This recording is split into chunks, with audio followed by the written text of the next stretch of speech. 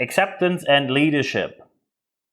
After I published an article just last week about how well accepted or not well accepted the new remote learning world is, I realized that when I looked at the statistics, it is the most read article for a long time in my leadership magazine. And many people emailed me because I offered that people can email me, but I didn't expect that many responses. So sorry for the ones who had to wait a bit longer until I could answer.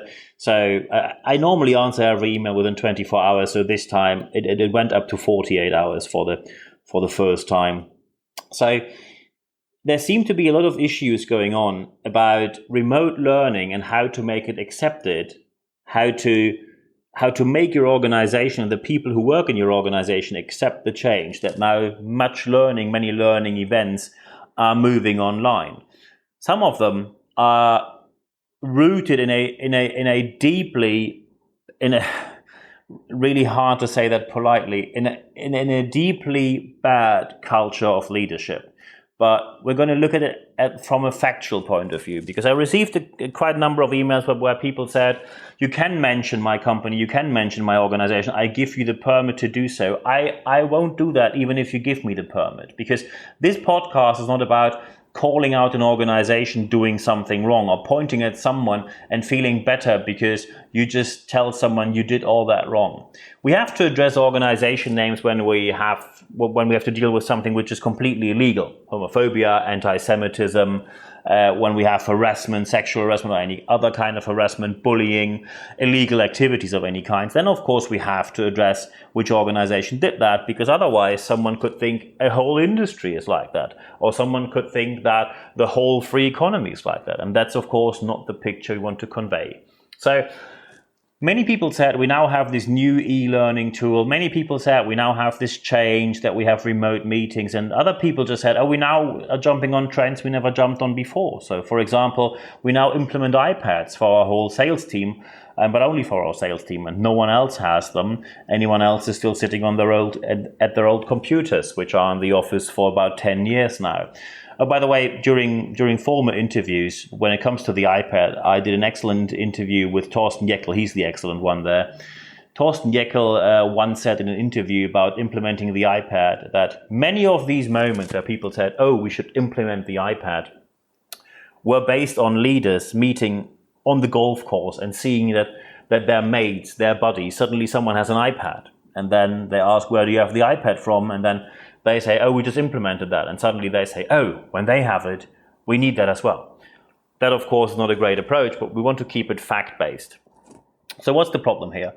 One of the main problems is when I looked at the issues I see right now in organizations is often leaders think that others are alike. Leaders think that other people think like they do, and they think that people behave like they do. And of course, they sometimes just derive it in, I think, good faith and with the best of intentions from a very different angle than the one I mentioned before. Some people claim that before I talked about isomorphism, and I said that often people hire other people who are like them.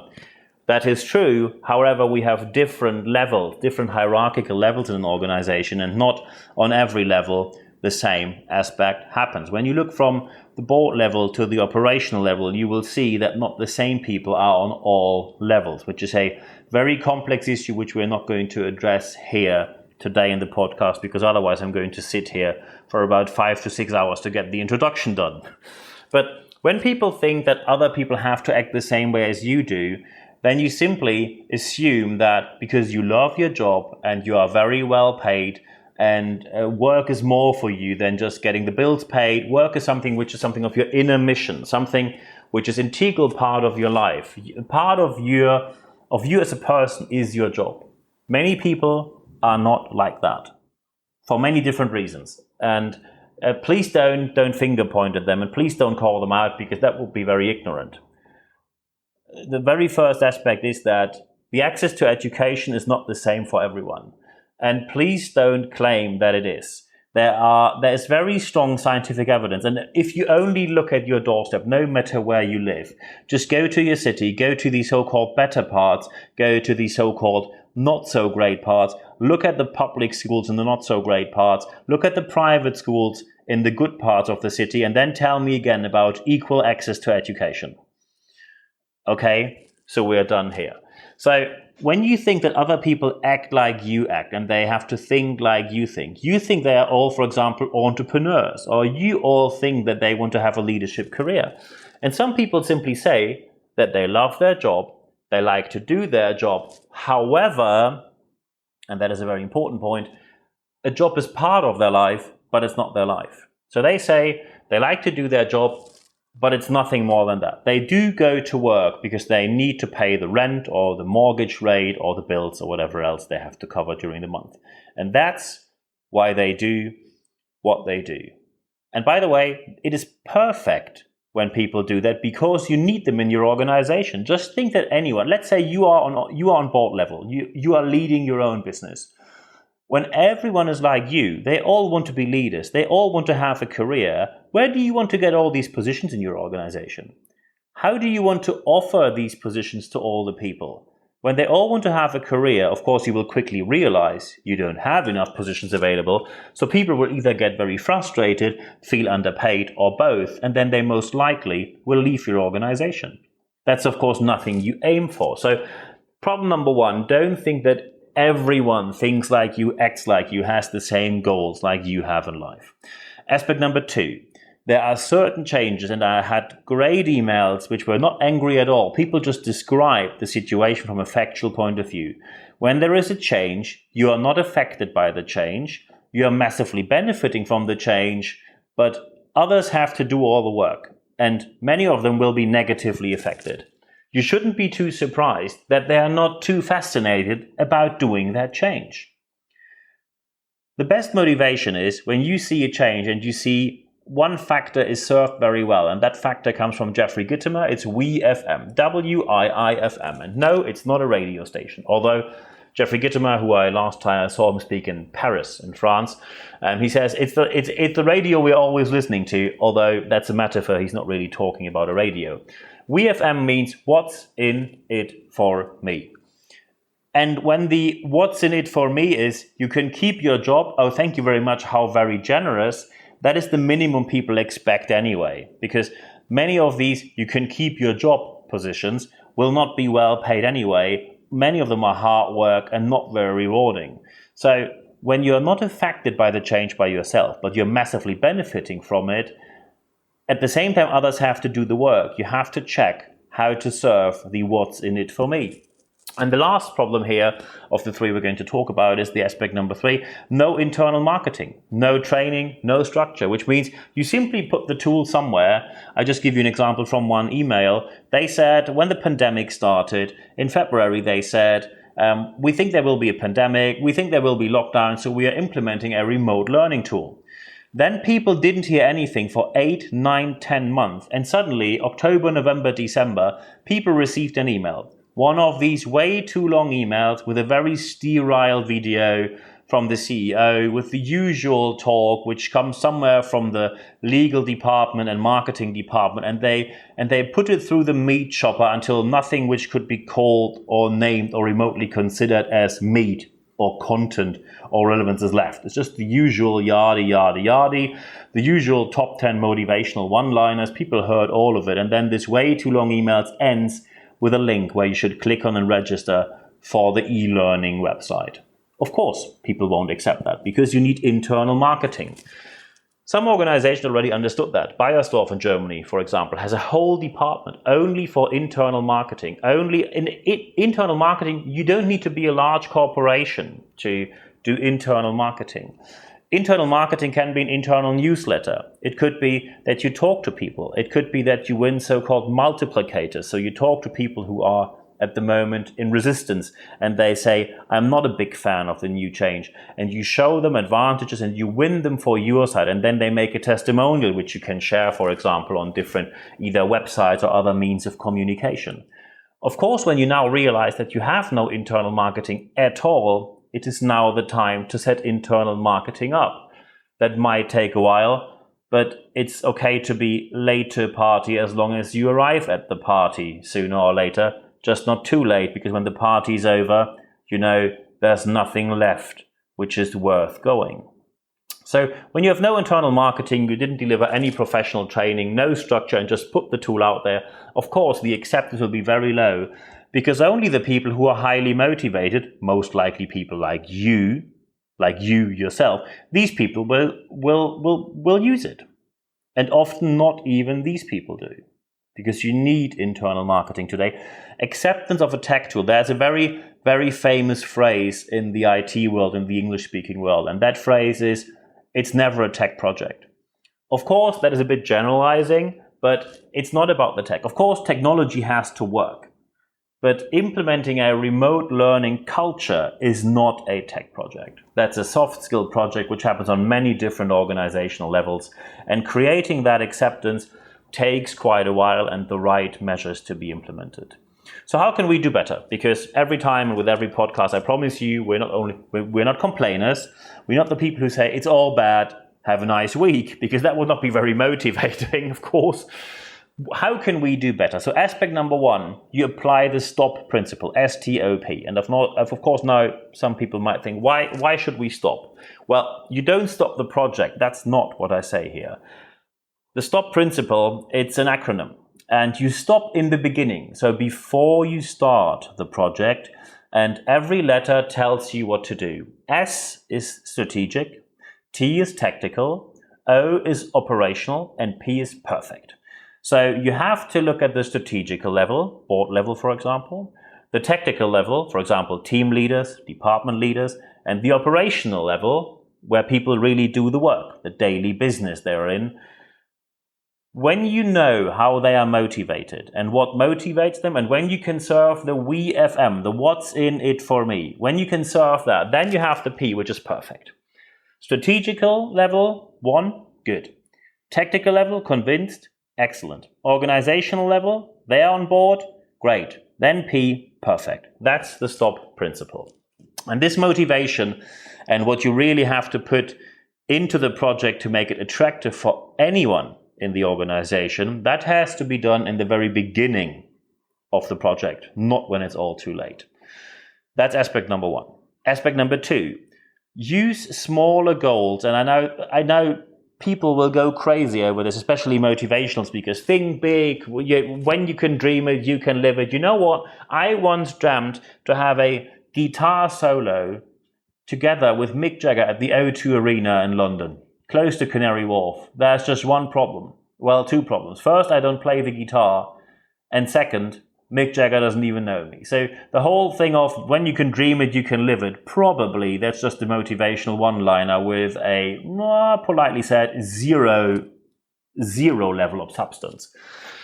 Use smaller goals for a reason. When you tell them we have an 8-month-long project, and this 8-month-long project is just one big chunk, people will be very demotivated after 3, 4, 5 months, because it is a very long and enduring process where people will see that something goes wrong and they think they will have a delay, and then they get an angry manager or an angry supervisor or an angry member of the board telling them that they have to hurry up and then they have to work longer hours, etc., etc., etc.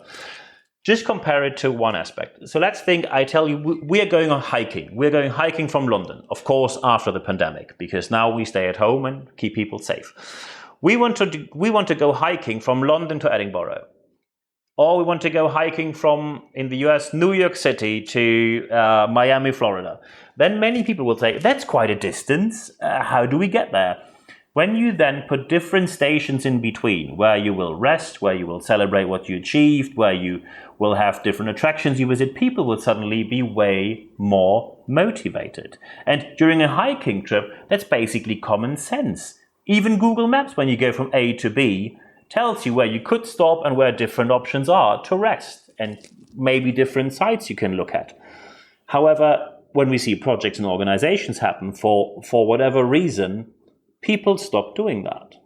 And I just don't know why. Well, I know why, because they think it's more efficient not to do it, but that's not a proper reason, as we all know. You again think that because you don't need this kind of motivation, others don't need it. So instead of just using one big goal, just go by smaller goals. But of course, you have to tell them, where do we travel to? So some people now say the vision. The vision is an okay word. Vision normally is something which, in my opinion, is a bit larger and is for the whole organization and not just for one project. But when you want to use it that way, feel free to do so. I would use it in a different context, but that's a different story. But people have to know what is the big goal, and then they have to know what are the different chunks we're going to. Some people heard about the milestones you put in a project, and you put them in to put it in chunks, different packages where people have the feeling and can see that they achieved quite something so far. And aspect number 3 is the budget must be a fit. And especially when it comes to online learning, I now often hear from people, oh, it must be cheaper because it's online. So first, the approach of making something into more IT and in the next phrase say it must be cheaper. I have no idea if you lived under a rock in the last, let's say, 4 or 5 decades, but more tech doesn't come along with it's cheaper. More tech does not come along with less need of support. More tech does not come along with less need for training. And when you now think you buy these off-the-shelf solutions, the motivation of your people to stick to these solutions and to even take them into account or to look at them or to learn something from them is very low. Because an off-the-shelf solution is never tailored to your organization, never tailored to your situation, and never tailored to your approach to business. And people feel that within 90 seconds in the first video. And then they say, yeah, that was quite nice to watch, but actually not very helpful for what we do. Some people now say that the trainers, coaches, speakers, consultants must be cheaper because they don't travel. Well, the only thing you save, as you just said with that statement, is, yeah, we save travel costs. I actually never charged my clients travel costs because, in my opinion, it is not their problem how I get from A to B.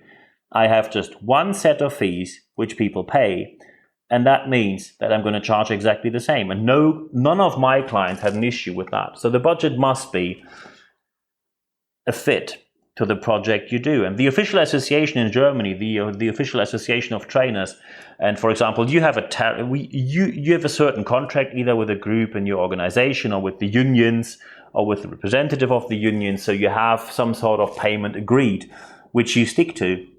And we have the same in Germany, for example, with the professional trainers. And senior professional trainers have a certain rate, and I charge exactly that rate. So when you suddenly think that you can lower the budgets while at the same time you want professional tailored services delivered via a tech environment which must be maintained and supported, that idea is quite frankly a bit far-fetched. Of course, you can save on travel. And when you save on travel and less people travel, that's good for the carbon footprint. Many people will be less stressed out from traveling all the time. Many people will be less away from their families. I know some people will now think, I actually like to be away from the family, but that's a different issue. There are other podcasts to help you with that. That is not my expertise. I am not a couple coach or a marriage coach or whatever you might call that. So budgeting must be a good fit. When you go cheap, you end up cheap. When you go cheap into the project, you will have cheap results and people will give you cheap commitment. And cheap commitment means they say yes, but they mean no, and they act on the no. Because what you have to serve again is the WFM, the what's in it for me. So taken together and wrapped up for the whole podcast now, how can we do better? Aspect number 1, stop principle to check the motivation. S for strategical level, T for tactical level, O for operational level. You have to know what motivates them and you have to get them on board. Then you have the P for perfect. Stop principle. Aspect number 2, use one big goal which is broken down into smaller goals. Use the milestone approach. If you want to go down with the word vision, fair enough. I wouldn't recommend you to do so, but if you want to, that's your choice.